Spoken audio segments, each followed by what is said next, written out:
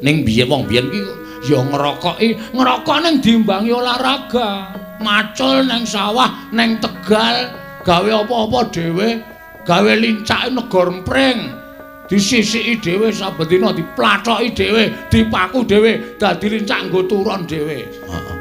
Wong saiki ora, tuku lincak ya nyegat. Ling ngenyange ndase atos. Lincak rega 45 ling ngenyang nek entuk 15 ha ya sing ora entuk. Iya ya Gong. Wah saiki wong saiki kejem-kejem kok, Tru. Ya pancen ya ngono tenan. Mulane kuwi ana wong pamer sumbar, wau ampuh. Wah wis ora bakal kuwi mung omongan. Nek wong biyen pancen tak percaya, mula wong biyen ki mungsuhe mimis wong biyen ki. Ha iya.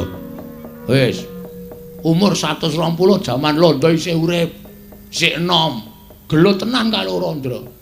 Ya petel-petelan tenan. Lha ya digdaya tenan. Oh iya ya Gong. Ah iya.